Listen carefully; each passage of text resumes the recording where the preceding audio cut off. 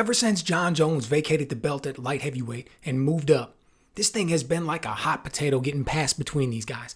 Since John left the division, how many people have we seen win the belt? Jan, Glover, Jiri, Jamal Hill, and now we're going to see another fight between Prochazka and Pereira. Say what you want about John, love him or hate him, but one thing we know for an absolute fact is that man brought stability to the division. But thinking about this one, right? This is going to be an awesome fight for as long as it lasts. And I throw that little disclaimer out there because I'm just saying right out the gate, like, I don't see how these two men are going to be able to fight for 5 rounds. I really don't. And it's not in the sense that they don't, the lack of ability or a lack of cardio or a lack of training or anything like that. Both of these men are aggressive. Both of these men like to get after it. Both of them like to finish. And both of them have more than enough power to turn somebody's lights out. Particularly when you just get that man against the cage and you start pounding on him. We sit down and we break this one. Let's start out looking at Jiri. I mean, this dude is something else. I mean, big and strong for the division. Incredibly unpredictable. I mean, we've only seen him in the UFC for 3 fights, and look at the highlight reels that we've gotten already. Look at the awkwardness of the style and the craziness and the things that he does that are so unorthodox, and the way you just imagine trying to prepare for this dude. Imagine you're 8 weeks, 10 weeks, 12 weeks out, whatever it is. You get the contract, you sign it, you know you're going to be fighting Jiri Prochazka. You think you're going to get training partners to easily replicate the looks that you're going to get? So not only is it going to be frustrating working towards the fight, building up to it, working in the training camps, trying to predict what you're going to see and everything else, but then you're sitting in there in the octagon against this dude, and it's just like it all comes to fruition, just with the weirdness and the angles and the change of speed and the complete unpredictability as far as what type of strike is going to come next. And it's just amazing in some regards, right? Because let's be perfectly honest with each other. Once you reach the highest levels, everybody can do everything, right? Everybody's got every strike, so to speak. Everyone can throw a jab. Everyone can throw a right hand. Everyone can throw a high kick. Everyone can throw a calf kick. It's not an inability of people to throw the strikes. The reason people don't get their shots off is because it's an inability to set it up. It's an inability to fool your opponent. Because just like you've got every strike available to you, your opponent knows how to defend against every strike. But that's, it's a lot more difficult when you can't predict it. It's more difficult when you can't see it coming. It's more difficult when things look tricky and you can't quite tell what's going on. If I just say I'm going to throw a jab, everyone can block it. If I just say I'm going to throw a high kick, everybody can defend against it. But it's when you throw in those feints and those change of directions and the speed and you hide it and you do things from different angles and it catches people off guard, that's how you're able to get your shots off. Right? That's why guys work so many little movements and all of those things into their style by default. Right? Think about a guy like Sean O'Malley. Think about how many feints he uses and how much he moves around and how much change of direction and speed and all this. Or guys who are constantly changing their stance from southpaw to orthodox. Right? It's all about getting different looks and different angles and confusing your opponent and seeing what you're going to be able to get off. Jiri Prochazka, man, I mean, that dude does it like nobody else.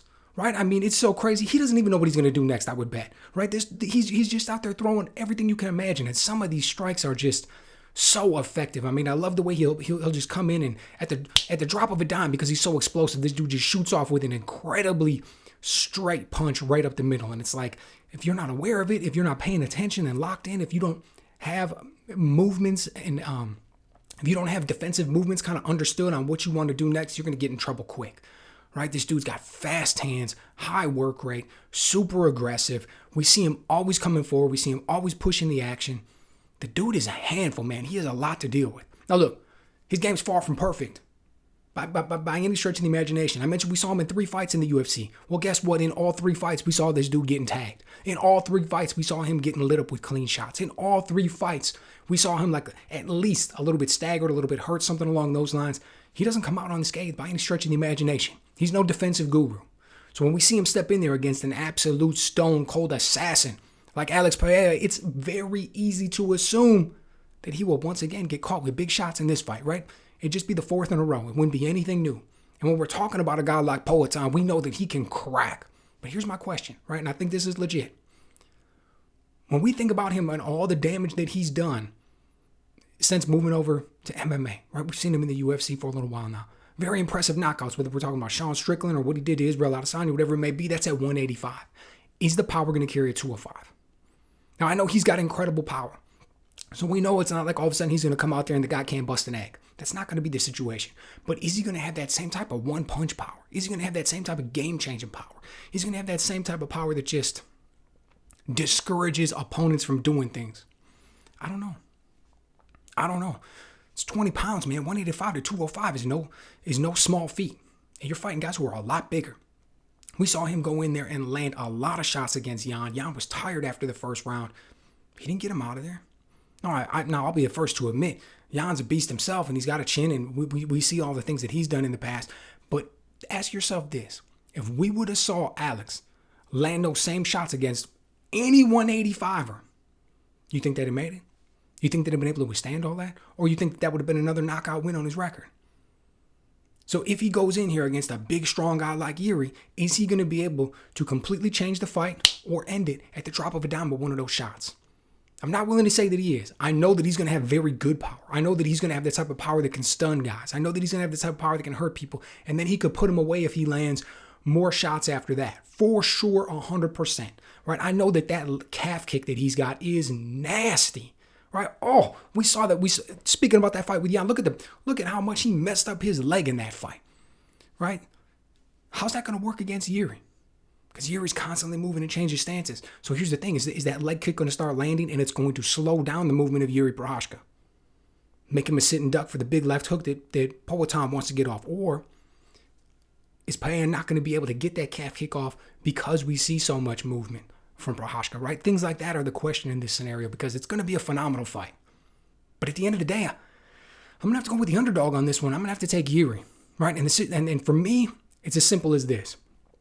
That work rate is huge. I think he's got a very high work rate. He's going to go in there. He's going to be aggressive with it. He's going to push the pace. He's never going to let Alex Pereira rest, right? He's never going to let him set up. He's never going to let him get the distance he wants. He's not going to let him set up that big left hook that he loves to leap in with and land on guys. He's not going to allow him to constantly be aggressive and apply pressure and back and get his opponents back against the cage. I think that movement that Jiri has, I think the work rate that he has, I think his unpredictability and the angles and the hand speed, I think all of that is going to really blunt, not nullify, not take out of the equation, but it's going to blunt the offense that Pereira brings to the table. And Pereira isn't that hard to hit himself. If we're being perfectly honest with each other, when we see him in there, we see him getting caught, right? Like, look at that last fight with Jan. He got caught with a lot of shots. Look at his fights with Adesanya. He got caught with a lot of shots. How much more can he take?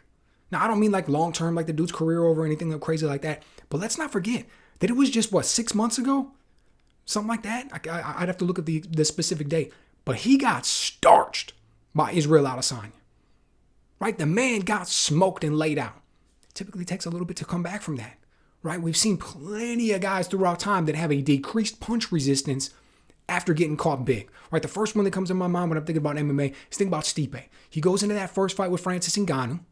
He gets caught with some big, ferocious shots, doesn't go anywhere. Comes right back into that next fight with Daniel Cormier and gets caught with a short little quick right hand on the break, goes down. We saw him in the next fights with Cormier. He was able to withstand that power. It was no big deal at all. Right? One of the theories behind that is that his punch resistance was decreased coming out of that big fight with Ngannou because Ngannou just cracked so hard. Now, is that the case? I don't know. Was it a little bit of bro science? I guess that remains to be seen. But it makes sense in the sense that we've been able to view that, witness it. We've been able to see it play out plenty of times, whether we're talking about boxing or MMA. So what kind of position is Pereira's chin going to be in? Not sure. But at the end of the day, I think that work rate, I think that hand speed, I think that movement, I think Poatan's lack of defensive movement, he likes to pull back on some of his shots sometimes, and he's always getting caught.